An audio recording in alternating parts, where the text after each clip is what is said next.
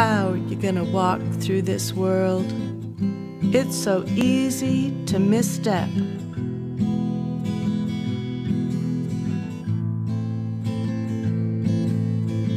How are you gonna walk through the world? So easy to screw it up.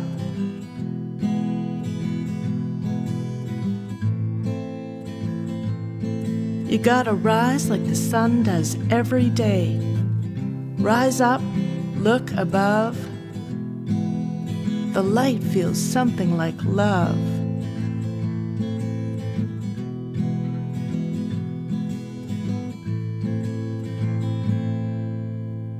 Hello friends, I'm Shelley Lidahl, a multi-genre writer in lovely Ladysmith on Vancouver Island, and this is Season 3 of my literary podcast, Something Like Love.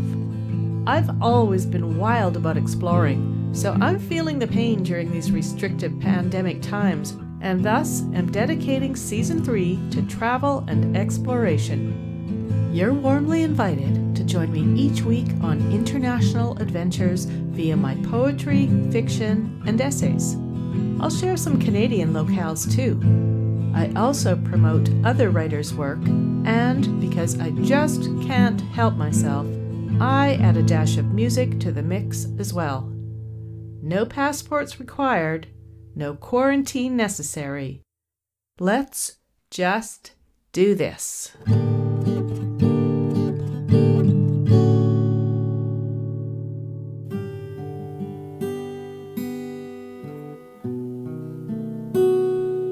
Have you been to San Francisco? I've been on 3 different occasions, and I have to say, it's one of my favorite cities. I was first there in 2005 to celebrate my 20-year wedding anniversary. It was an incredible trip, and soon you'll hear my essay about it, titled San Francisco Photos Not Taken. This piece was recognized with a first-place award in a Saskatchewan Writers Guild competition, and it appeared in my essay collection, I Wasn't Always Like This. It's coming up, but first, here's a little tune about the Bay.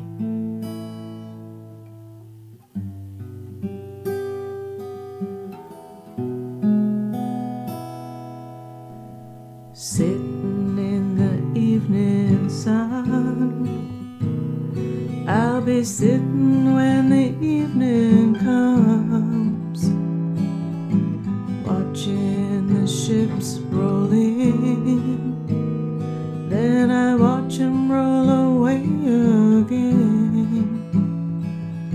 Sitting on the dock of the bay, watching the tide roll away. Sitting on the dock of the bay, wasting time.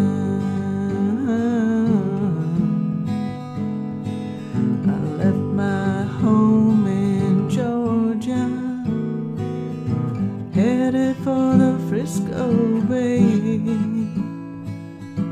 I had nothing to live for. Look like nothing's gonna come my way.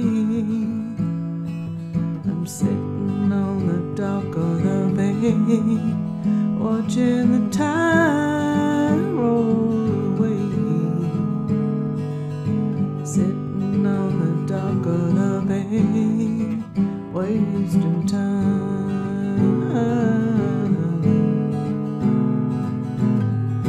Looks like nothing's gonna change.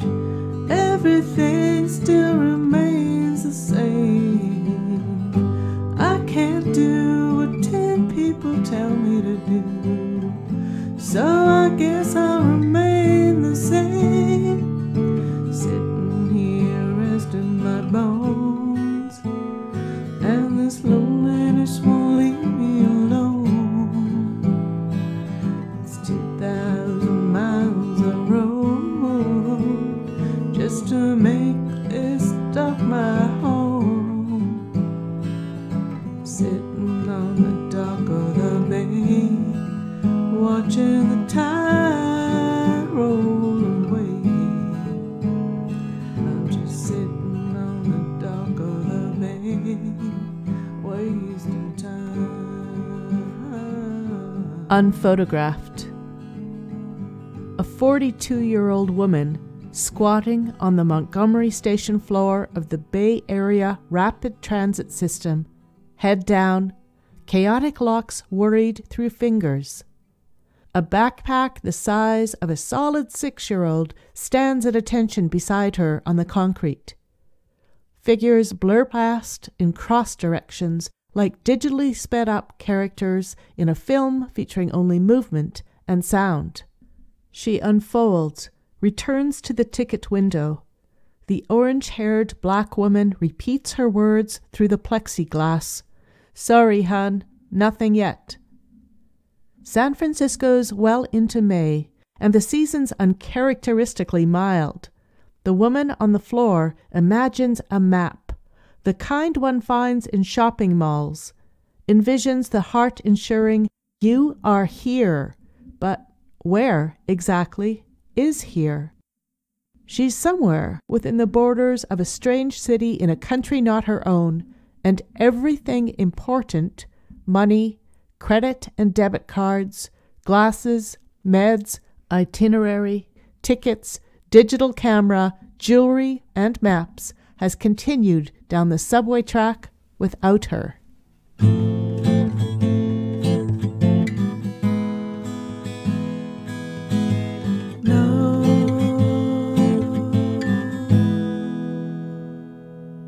It was different from the beginning. I usually choose the destination, spend hours scouring internet sites to learn what best to see and do, both on and off the beaten track. Find the most reasonably priced and well-situated accommodation, including hostels and homestays. This time, I booked the flight to San Francisco, he said. T stood in my office doorway looking pleased, this man who had never booked a flight in his life, my husband of 20 years. "We leave May 29th, he said. We hadn't even confirmed we were going.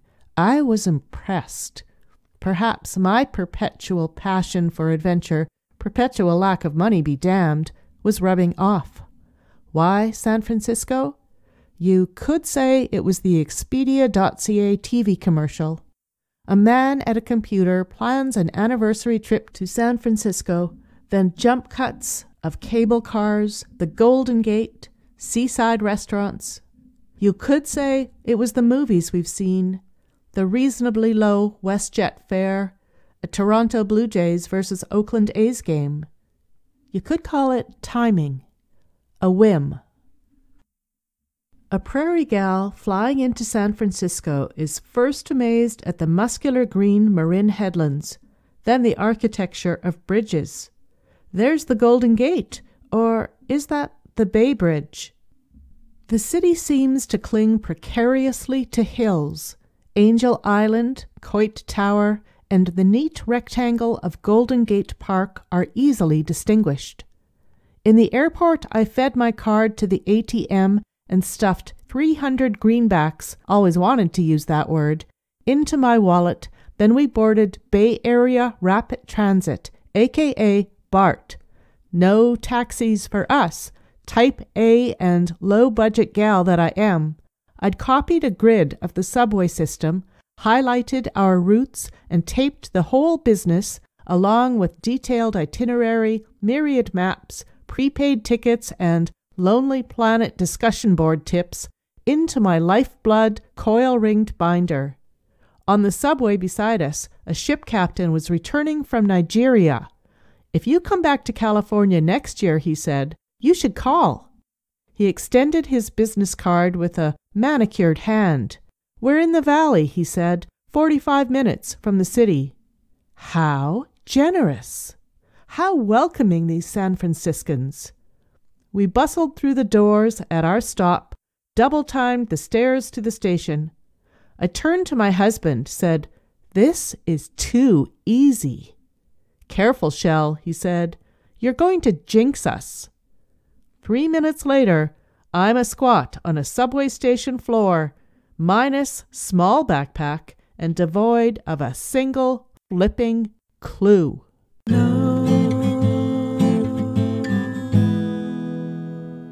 When a Type A loses her coil-ringed binder in a reasonably large American city, the caca hits the proverbial fan. Where the hee-haw were we? Was someone racking up my visa as we spoke? By what miracle would we even find our hostel? I had a hazy idea from scrutinizing maps for weeks before the trip. North? We started toward what I hoped was the North Beach District. And nothing mattered. Not the iridescent sunshine reflected in windows and sunglasses. Not the wildly gesticulating street people. The Transamerica Pyramid. The pain between my shoulders from the oppressive large pack. Chinatown's frenetic vegetable and souvenir markets, or the string of strip clubs and sex shops within which we found our inconspicuous hostel. I shared my plight with the distracted young hostel employee, then stormed the phone, cancelling like crazy. Beyond a flight of single-lane stairs and a serpentine hall, our pre-booked private room awaited. A one-body bed, a wall-bolted television, and a spectacular view of the vagrants shooting up in the alley's shadows. I dumped the bag I'd managed not to forget on the subway, and my stomach decided it was well past dinner. My husband, fortunately, had his money and credit card. Married 20 years? Yes, but our money remained strictly our own. T, you're not gonna let me starve, eh? We sat in a Mexican restaurant beneath a blaring televised soccer game. Latinos roared at the set. I ordered 2 whopping burritos for myself and chased them with a Dos Equis beer. Exhausted and deflated, we returned to our room. After I pinched out my contact lenses, I slid my husband's glasses on. The prescription was several degrees off. I hadn't yet been to Lawrence Ferlinghetti's famous City Lights bookstore or the bars haunted by the beatnik poets, nor had I stepped back in time to the tie-dyed Haight-Ashbury district. But baby, everything already looked groovy to me.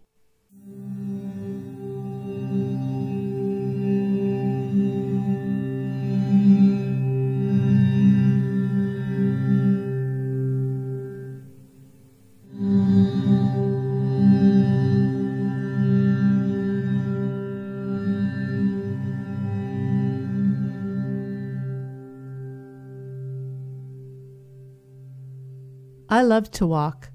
My husband would rather do anything else, so we compromised. First walking along the Embarcadero to Union Square, the Presidio, Pacific Heights, Russian Hill, back downtown, and around. Then we rented bikes and cycled along the marina, across the windswept Golden Gate, into the Marin Headlands, back to China Beach, up the insanely steep backside of Lombard. We rode the bikes down hairpin curves on the opposite side. And something happened.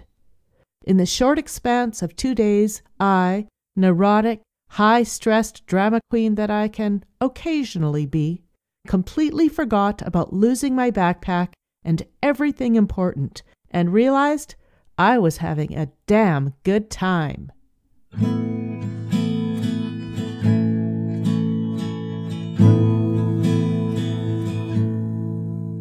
I dig research. The internet, travel guides, and library DVDs all play a part in trip planning. In one DVD, I'd learned about a 4-hour walking tour of the Castro district, the renowned gay area, led by a silver-haired woman named Trevor. It looked fabulous, fun, and educational. I'd emailed Trevor and reserved a spot, never guessing that those 4 hours spent with complete strangers as we listened to anecdotes about the Castro's history would be the ultimate among a whole week of highlights in the city by the bay.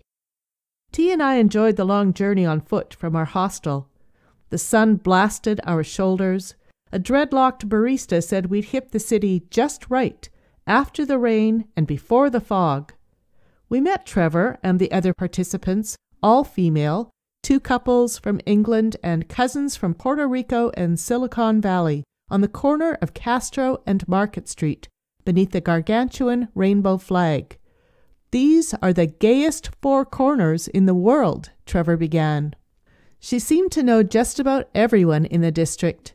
Many stopped to embrace her as we passed storefronts like the Card Shop, Does Your Mother Know, and a hardware/craft store that she claimed sold boas by the yard. She told us the history of activist Harvey Milk's assassination. She had known him, discussed the rise of AIDS, and generously shared her personal story. We sat entranced in the fenced garden kept by the No Valley lesbians and hung on every witty word. There was lunch. Trevor had surreptitiously ordered an oversized anniversary dessert for us, and we passed around the forks. At the end there were hugs all around, and coupons for gay-owned bars and businesses.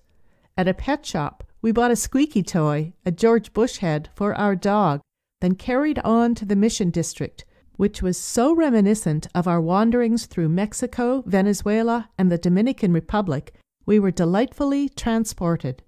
But hey, we still had that 2-for-1 coupon for a bar called The Bar in the Castro. Should we go? Why not? The bar was tunnelish, dusky. The music was 1970s classic rock, and the bartender was knock-down, drag-out, gorgeous. There were seats along the bar and perhaps 8 other tables. It might have been 3 p.m. We ordered drinks, fancy concoctions we'd never drink at home, and we settled in. How extraordinary we felt. How exhilarating to be in this hyper-friendly, super-diverse American city with its drag queens and druggies, its millionaires and movie stars, and simple folks just like us. One table over, an old queen was getting seriously sloshed. He'd been shopping, he told us, and held up 4 bulging bags.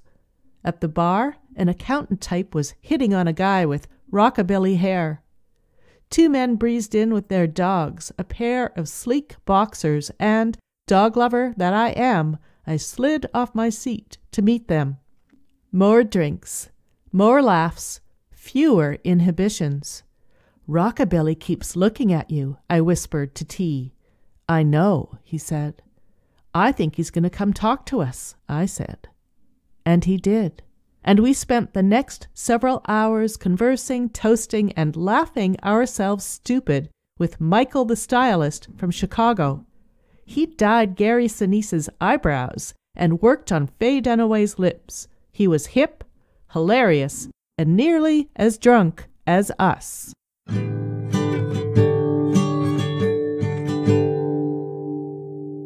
Unphotographed.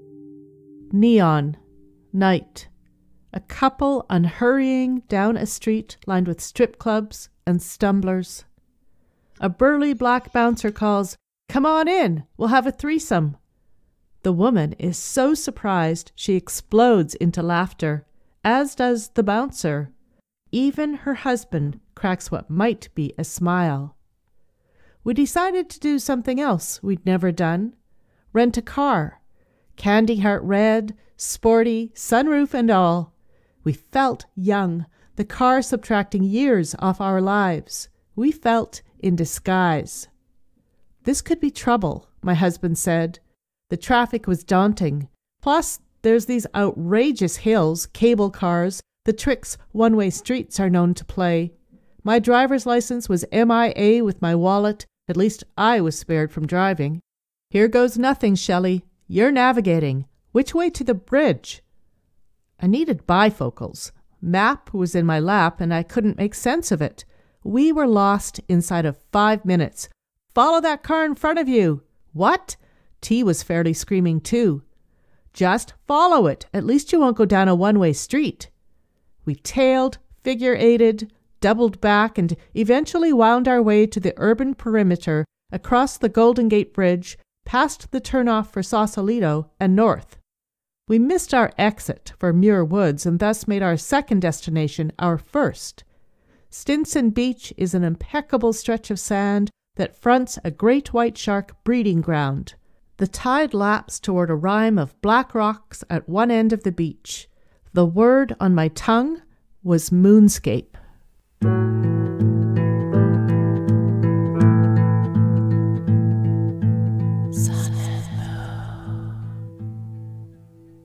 Unphotographed. A woman kicks off her Nikes and cartwheels end over end across the wet slap of sand. She culls stones, pockets shells, arranges them to spell her new favorite word, the quadra-syllabic California. She orders Neapolitan ice cream from a seaside vendor, feels like Betty or Veronica. We drove to a lighthouse, closed, and to beaches where there was no one, just the knowledge of a fault line a few legions beneath the water, and the merriest of widows, the wind. The goal was to make it all the way up to Mendocino, hit clothing optional or hot springs, then double back through Napa Valley before checking into our Marin Headlands hostel. We did not succeed. Places on the map are always further than they appear, and switchbacks make for leisurely going. We eventually did find Muir Woods, redwoods you could drive through, and chose a trail that promised an ocean view. We hiked uphill and bloody forever. It must have been the air. We got silly, hugged and humped trees. There was no ocean view, just a rock-lounging lizard and the ubiquitous broken beer bottle on a highway's graveled edge.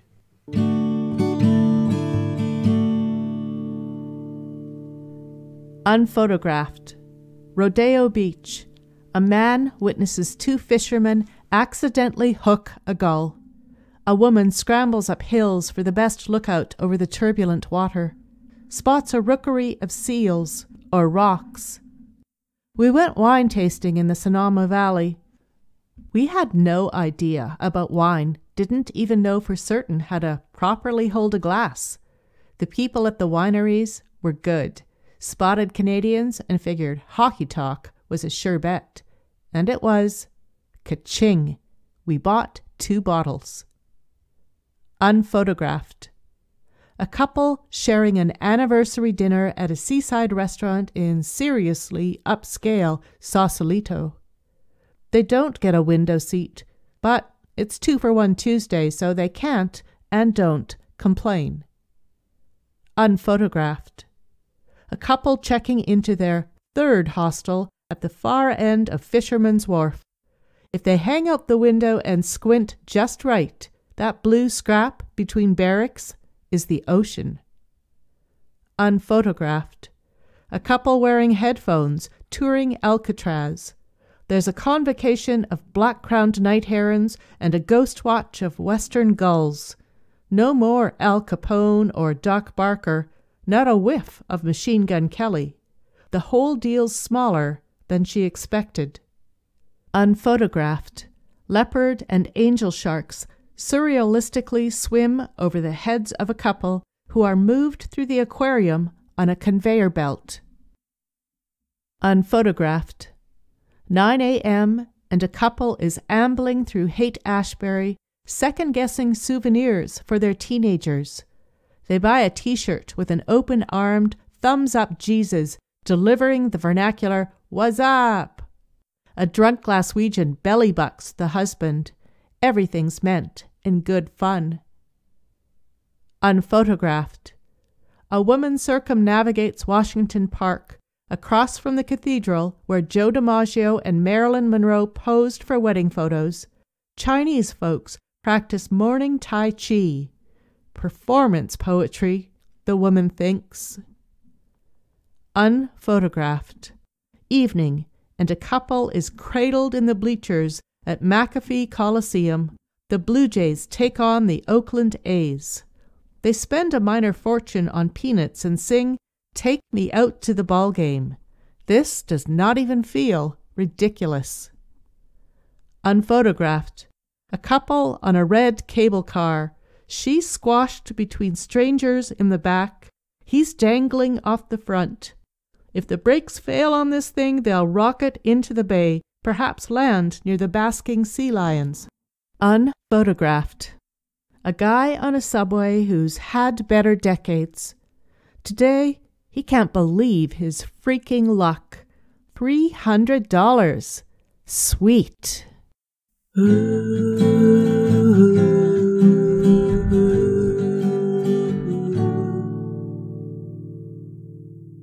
They are 20 years married, sometimes happy, sometimes not. In 2 years, there will be unfathomable heartbreak and divisions. But currently, they're living the commercial, and they know it.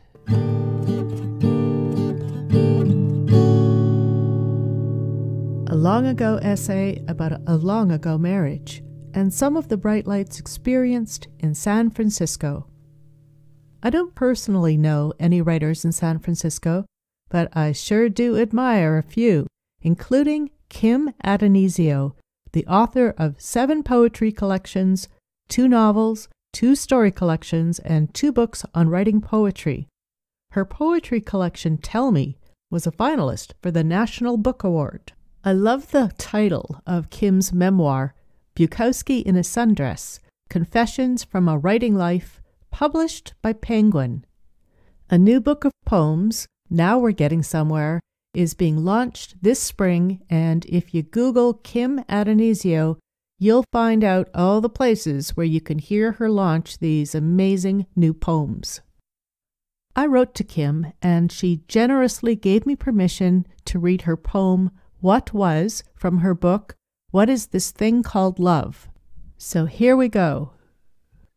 What was? The streets fill with cabs and limos, with the happy laughter of the very drunk. The benches in Washington Square Park, briefly occupied by lovers, have been reclaimed by men who stretch out coughing under the Chronicle. We're sitting on the cold slab of a cathedral step, and to keep myself from kissing you, I stare at the cartoony blue neon face of a moose set over the eponymous restaurant, and decide on self-pity as the best solution to this knot of complicated feelings. So much, my love, for love. Our years together recede, taillights in the fog that settled in. I breathe your familiar smell, Tuscany Peruomo, camel lights, the sweet reek of alcohol, and keep from looking at your face, knowing I'm still a sucker for beauty. Nearby, a man decants a few notes from his tenor sax, honking his way through a tune meant to be melancholy. Soon I'll drive home alone, weeping and raging, the radio twisted high as I can stand it, or else I'll lean toward you and tell you any lie I think will bring you back. And if you're reading this, it's been years since then, and everything's too late, the way it always is in songs like this, the way it always is. How are you gonna walk through this world? It's so easy to misstep.